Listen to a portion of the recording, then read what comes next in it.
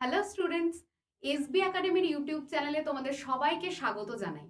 আশা করছি দুটো পরীক্ষা বাংলা এবং ইংরাজি দুটোই খুব ভালো হয়েছে তোমাদের। এর পরের যে পরীক্ষাটি সেটি হচ্ছে শিক্ষা বিজ্ঞান। তাই শিক্ষা বিজ্ঞান পরীক্ষার আগে বা এডুকেশন পরীক্ষার আগে কোন কোন প্রশ্নগুলো অবশ্যই তোমরা দেখে যাবে এবং এর মধ্যে থেকেই পরীক্ষাতে প্রশ্ন আসবে, সেগুলো তোমরা কিন্তু একবার এই ভিডিওর মাধ্যমে কিন্তু পরীক্ষার জন্য অবশ্যই দেখে যাবে।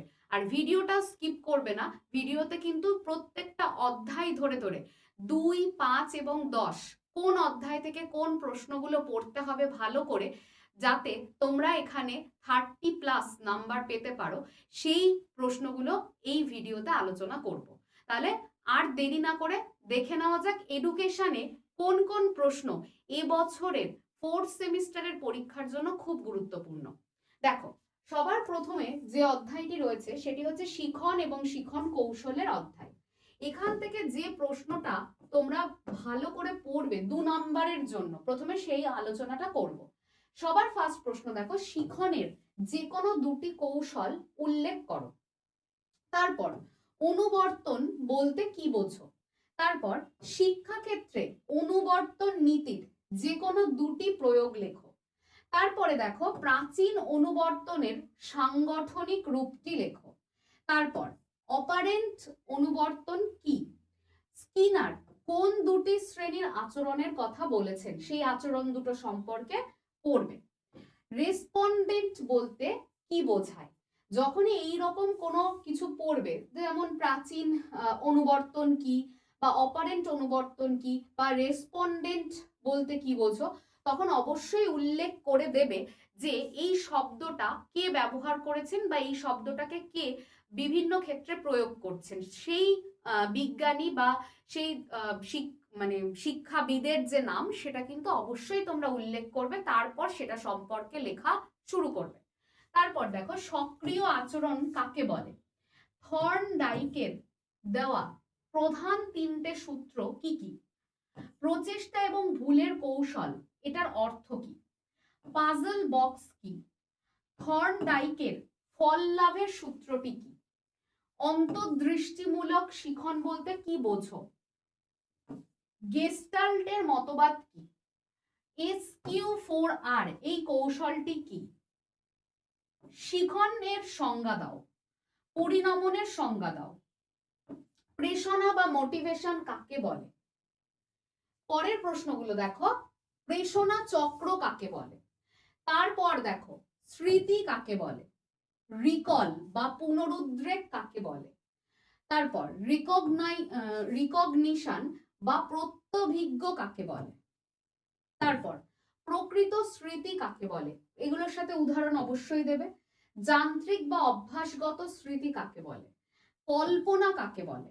মনোযোগ কাকে বলে? ট্যাচিস্টোস্কোপ কাকে বলে বা কি কাজে লাগে? তারপরে নেমোনিক বলতে কি বোঝো? ত্রিমুখী বিনিময় নীতি কি? কে এটার প্রবক্তা? অবশ্যই দিতে হবে উত্তর লেখার সময়। নৈকট্য বিকাশের সীমা কাকে বলে? উদ্ভাবককে, ছবি কি, এগুলো দিতে হবে। এস টাইপ আর আর টাইপ কাকে বলে? ভালো করে দেখবে। অনুপাবর্তন বলতে কি বোঝো? বুদ্ধির সংজ্ঞা দাও। হেব দুরকম বুদ্ধির কথা বলেছেন, এ বুদ্ধি আর বি বুদ্ধি, এই দুটো সম্পর্কে পড়বে। উদ্দীপক এবং প্রতিক্রিয়ার পার্থক্য পড়বে। সৃজনশীলতার সংজ্ঞা পড়বে।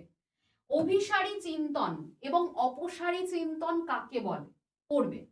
ব্যক্তিত্ব বা পার্সোনালিটি বলতে কি বোঝো? পড়বে। ব্রেন স্টর্মিং কাকে বলে বা ব্রেন স্টর্মিং কাকে বলে? অবশ্যই ভালো করে পড়বে 2 এর জন্য। অগ্রিম সংগঠক মডেল বলতে কি বোঝো? এটাও অবশ্যই ভালো করে দেখবে। উদ্ভাবনী শিখন কি?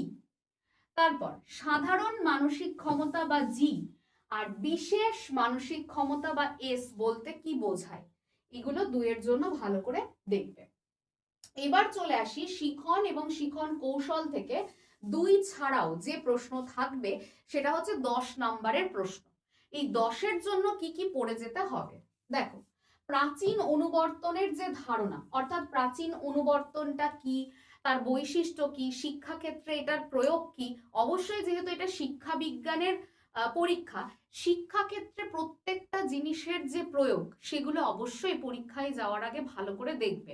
যে শিক্ষাক্ষেত্রে প্রত্যেকটা কৌশল হতে পারে, সেটা শিখন কৌশল হতে পারে বা কোনো মনোযোগ হতে পারে, আগ্রহ হতে পারে, শিক্ষাক্ষেত্রে কি গুরুত্ব রয়েছে সেটা অবশ্যই কিন্তু দেখবে।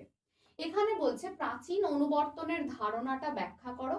প্রাচীন অনুবর্তন সংক্রান্ত প্যাভলভের পরীক্ষাটি বর্ণনা করো। তাহলে পরীক্ষা যখন লিখবে তার সাথে কিন্তু পরীক্ষাটার শেষে শিক্ষাক্ষেত্রে তার ভূমিকা বা গুরুত্বটা লিখবে, সমালোচনাও কিন্তু লিখবে। প্রাচীন অনুবর্তন এবং সক্রিয় অনুবর্তনের মধ্যে পার্থক্যটা ভালো করে দেখবে। থর্নডাইকের প্রচেষ্টা এবং ভুল, এই যে কৌশল, এই কৌশলটা সম্পর্কে ভালো করে পড়বে। এটা কি, এর বৈশিষ্ট্য কি, এর গুরুত্ব কি, এবং তার সাথে যে পরীক্ষা রয়েছে থর্নডাইকের প্রচেষ্টা এবং ভুলের তত্ত্বের, সেই পরীক্ষাটা পড়বে। শিখন এবং পরিণমনের মধ্যে সাদৃশ্য এবং বৈসাদৃশ্য আলোচনা করতে বলা হয়েছে। স্মৃতির উন্নয়নে শিক্ষকের ভূমিকা। তারপর দীর্ঘস্থায়ী এবং স্বল্পস্থায়ী স্মৃতির পার্থক্য। তারপর দেখো শিক্ষাক্ষেত্রে মনোযোগের গুরুত্ব লেখো। শিক্ষায় আগ্রহের ভূমিকা লেখো। শিক্ষাক্ষেত্রে প্রাচীন অনুবর্তনের কৌশলের গুরুত্ব লেখো। শিক্ষাক্ষেত্রে অপারেন্ট অনুবর্তনের গুরুত্ব লেখো। এছাড়াও দেখো শিক্ষাক্ষেত্রে প্রচেষ্টা ও ভুলের যে কৌশল, তার শিক্ষাগত গুরুত্ব, এই শিক্ষাগত গুরুত্বগুলো সবটাই পড়বে। ভাইগটস্কির তত্ত্বের শিক্ষাগত গুরুত্ব লেখো। বান্দুরার তত্ত্বের শিক্ষাগত গুরুত্ব লেখো। অন্তর্দৃষ্টিমূলক কৌশলের ব্যাখ্যায় কোহলারের পরীক্ষাটি বর্ণনা করো। তারপর স্পিয়ারম্যানের দ্বি উপাদান তত্ত্বের বর্ণনা দাও। থার্স্টোনের বহু উপাদান তত্ত্বের বর্ণনা দাও। এই প্রশ্নগুলো তোমরা পরীক্ষার জন্য শিখন এবং শিখন কৌশল এই অধ্যায়টা থেকে খুব ভালো করে দেখে যাবে। প্রত্যেকটা শিক্ষাগত গুরুত্ব কিন্তু ইম্পর্টেন্ট। এছাড়াও তোমরা বুদ্ধি এবং সৃজনশীলতার গুরুত্ব শিক্ষাক্ষেত্রে, এটাও কিন্তু অবশ্যই দেখবে। আইকিউ কাকে বলে, এটাও অবশ্যই দেখে যাবে। এবার চলে আসি পরের অধ্যায়ে, মানসিক স্বাস্থ্য এবং সুস্থতা। এখান থেকে দুইয়ের জন্য কি কি পড়বে দেখো। মানসিক স্বাস্থ্যের সংজ্ঞা দাও। সিজোফ্রেনিয়া কি, নিউরোসিস কি, ওসিডি অবসেসিভ কম্পালসিভ ডিসঅর্ডার এটা আসলে কি, উদ্বেগ বা অ্যাংজাইটি কাকে বলে, মানসিক চাপের সংজ্ঞা।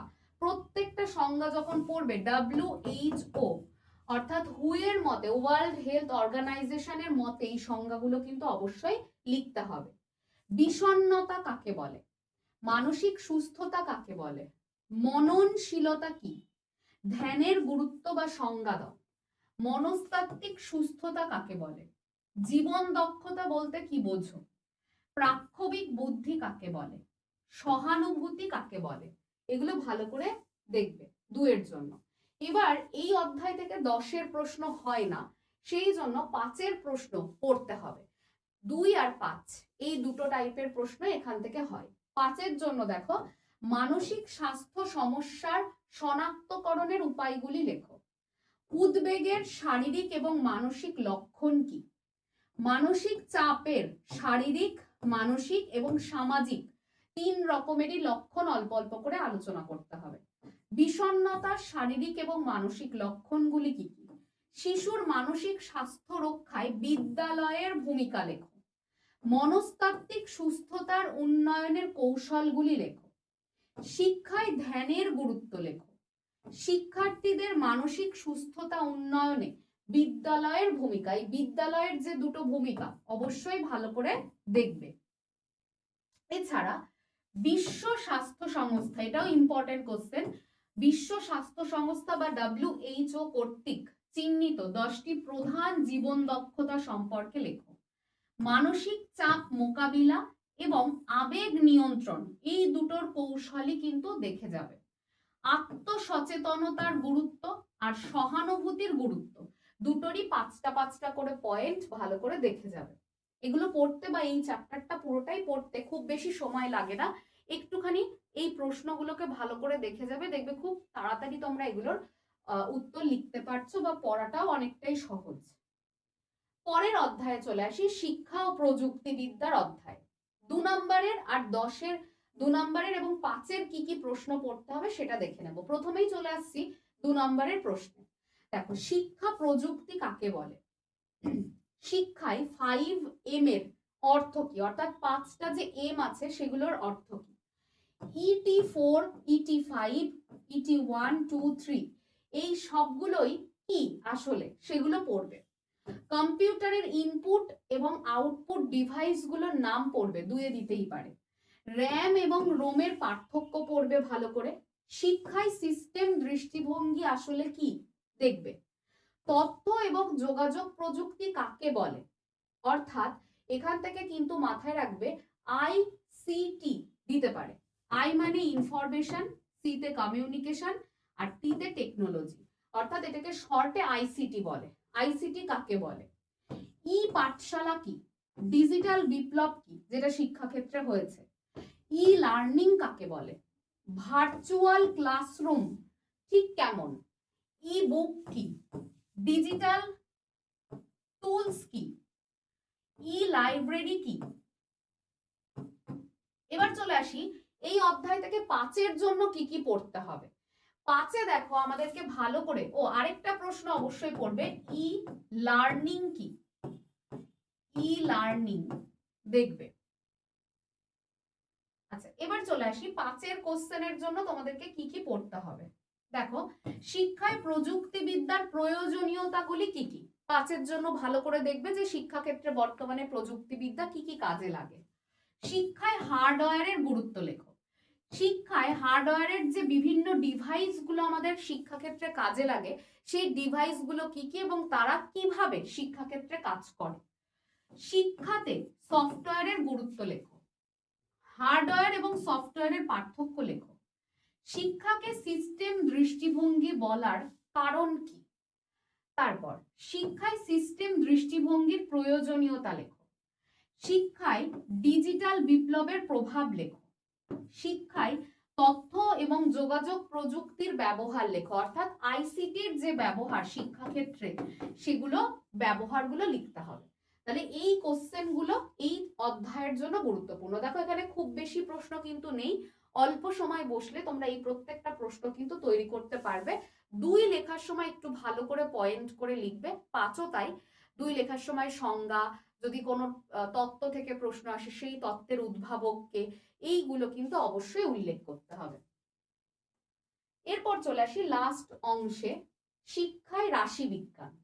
এই রাশি বিজ্ঞানের যে পার্টটা, এখান থেকে অঙ্ক আসে, আর কিছু কিছু ক্ষেত্রে ব্যতিক্রম হিসেবে অঙ্কের পরিবর্তে অনেক সময় আমরা দেখতে পাই কোশ্চেনও থাকে। অঙ্ক তো কমন দেওয়া সম্ভব না, তবে অঙ্কের জন্য ভালো করে গড়, মধ্যমান, তারপর সংখ্যা গুরুমান বা ভূয়িষ্ঠক নির্ণয় করা, তারপরে প্রোডাক্ট মোমেন্ট পদ্ধতিতে অঙ্ক করা, তারপরে র্যাঙ্ক বের করা, এগুলো অবশ্যই তোমরা কিন্তু দেখে যাবে। এবার চলে আসি রাশি বিজ্ঞান থেকে 2 নম্বরের প্রশ্নের জন্য কি কি পড়তে হবে। দেখো, এই পাশটাতে পুরোটাই 2 নম্বরের প্রশ্ন। প্রথমেই রাশি বিজ্ঞান কাকে বলে। শিক্ষায় রাশি বিজ্ঞান বলতে কি বোঝো বা কি দরকার শিক্ষায় রাশি বিজ্ঞানের। স্কোর কাকে বলে। গুণগত এবং পরিমাণগত তথ্য কাকে বলে, প্রত্যেকটার সাথে উদাহরণ। বিচ্ছিন্ন এবং অবিচ্ছিন্ন চলক কাকে বলে, অবশ্যই উদাহরণ দেবে। এই চ্যাপ্টারটাতে যত উদাহরণ দিয়ে লিখবে তত কিন্তু বিষয়গুলো ভালো করে বোঝানো যাবে। পরিসংখ্যা বিভাজন কাকে বলে।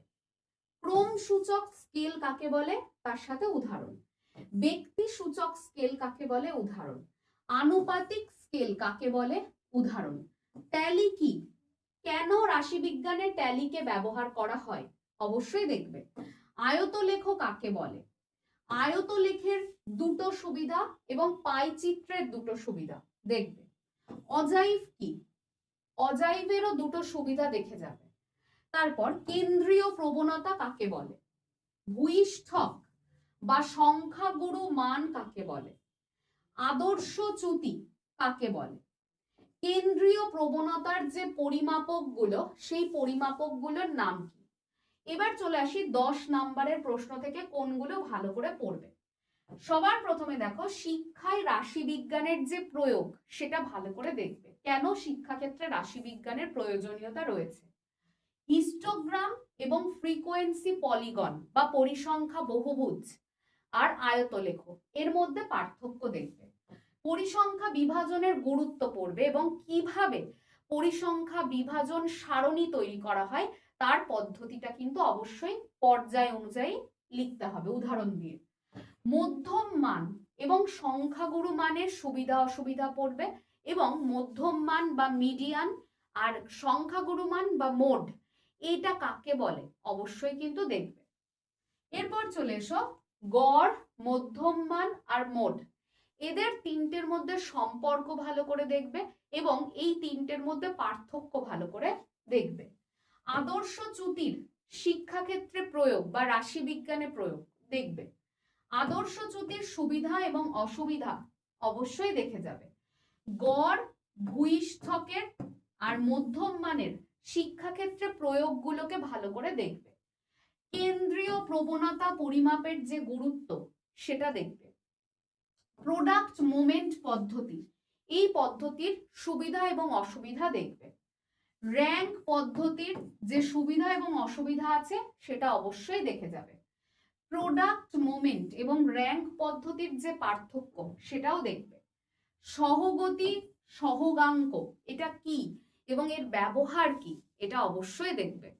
তাহলে এই প্রশ্নগুলো কিন্তু শিক্ষা বিজ্ঞানের মধ্যে থেকে এই রাশি বিজ্ঞানের অধ্যায় থেকে পড়তে হবে এবং এই অধ্যায়টাতে বেশি আসার সম্ভাবনা হচ্ছে অঙ্ক। আজকে এডুকেশন বা শিক্ষা বিজ্ঞানের যে সাজেশনটা সেটা এই পর্যন্তই। এই প্রশ্নগুলো তোমরা ভালো করে পড়ে গেলেই আশা করা যায় এর ভেতর থেকেই তোমরা সমস্ত প্রশ্নগুলো পেয়ে যাবে। তাও 2 নম্বরের প্রশ্ন একটু এদিক ওদিক হয়ে থাকতে পারে, তবে এই প্রশ্নগুলো থেকে অধিকাংশ প্রশ্ন তোমরা পরীক্ষাতে পাবে এটাই আশা করছি। প্রত্যেকে পরীক্ষা ভালো করে দিও। দেখা হচ্ছে পরবর্তী কোনো ভিডিওতে। ভিডিওটি শেয়ার করতে ভুলো না, চ্যানেলটিকে সাবস্ক্রাইব করে রাখো, কারণ প্রত্যেকটা পরীক্ষার সাজেশন আমরা কিন্তু এই চ্যানেলে আলোচনা করে থাকি। সুতরাং সাজেশনের বিষয়গুলোকে জানার জন্য চ্যানেলটিকে সাবস্ক্রাইব করো, লাইক, শেয়ার এবং কমেন্ট করতে ভুলো না। আর বাংলা পরীক্ষা এবং ইংরাজি পরীক্ষা আশা করছি তোমাদের প্রত্যেকের খুব ভালো হয়েছে। বাংলা পরীক্ষাতে যেরকম ভাবে রচনা, সাহিত্যের ইতিহাস যেভাবে বলা হয়েছিল সেখান থেকেই কিন্তু প্রচুর প্রশ্ন কমন চলে এসেছে। সুতরাং এইভাবেই অন্যান্য পরীক্ষাতেও আশা রাখছি তোমাদের এই সাজেশনগুলো কাজে লাগবে। তাহলে দেখা হচ্ছে পরবর্তী ভিডিওতে। তোমরা প্রত্যেকে সুস্থ থেকো এবং ভালো থেকো। ধন্যবাদ।